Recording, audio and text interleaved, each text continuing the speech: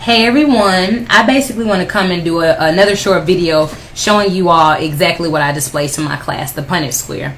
Before I get into that, it needs to be first understood that the oldest individual to ever be found on the face of the earth was a woman given the name of Lucy, who was African. She was found in South Africa.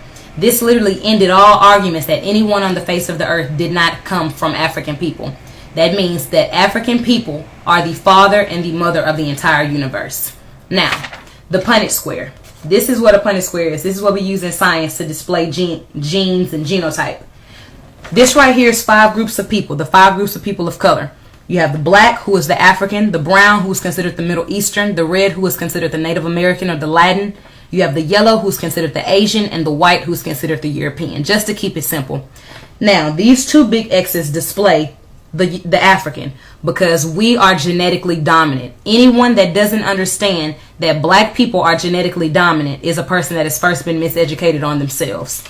We've been taught to think that we're inferior, but the science behind it is all black people are genetically dominant.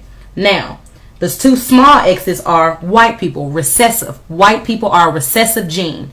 That means that when they have children with a black man or a black woman, all of the children will have the recessive allele masked by the dominant allele. So when you look at Thandie Newton from Norbit, she has a British father and a Nigerian mother, but she still displays blackness because blackness is dominant. When you look at Barack Obama, who has a Kenyan father and a white mother, he will still be black because black is the masker of his white.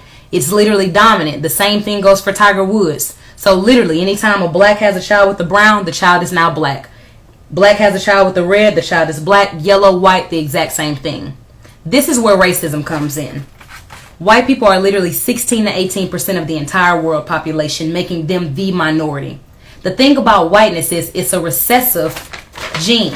So you literally have to have two white parents in order to be white.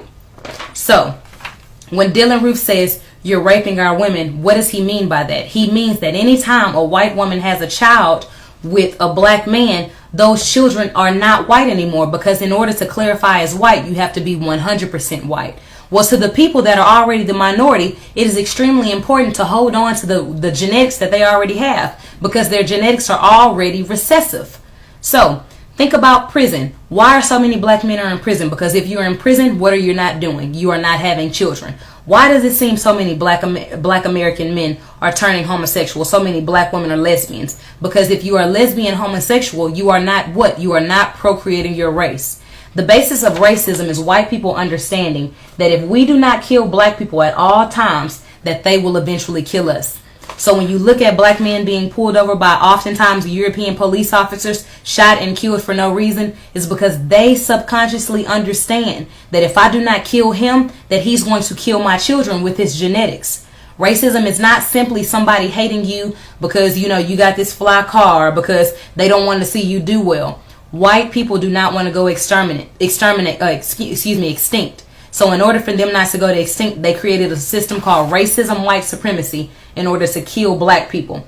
Black people because we show the strongest genetic variability. So when you go to Africa, you're going to see a lot of different diseases that target black people, because we have got to diminish your numbers if we have a chance of living and surviving.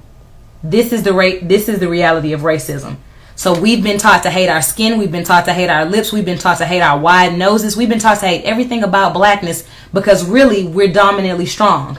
Think about Venus and Serena Williams dominating in tennis. Think about Tiger Woods dominating in golf. Think about all of the amazing, basketball players that have played in the NBA, amazing NFL players. The majority of those individuals, if not always, are people of African descent, are black people. That's not coincidental, because we are genetically strong.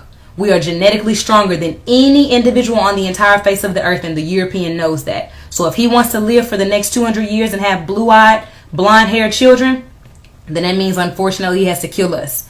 Understand, overstand, wake up, love being black. Bye.